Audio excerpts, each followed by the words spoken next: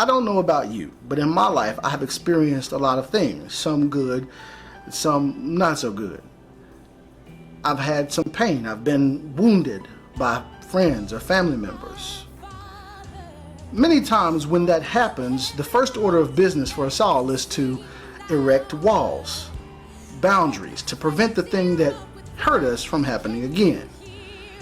Now, last week we talked about Zerubbabel leading God's people back home for the first time in 70 years. God's people have been in captivity. It's been 70 years of oppression. Stands to reason that when they get home, the first order of business is to erect walls, right? To establish an army, to protect themselves. However, the first thing Zerubbabel does is build an altar to worship.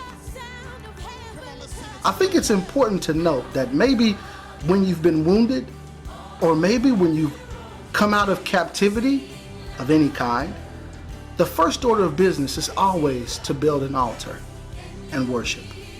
Now, this altar was not a thing of beauty. I mean, people didn't look at it and were not in awe of it. It was, quite honestly, the Word of God teaches that it was somewhat of a makeshift altar, but it was still an altar. Maybe your worship doesn't look like it used to look.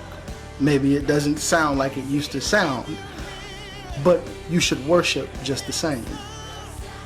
It's always the right time to worship.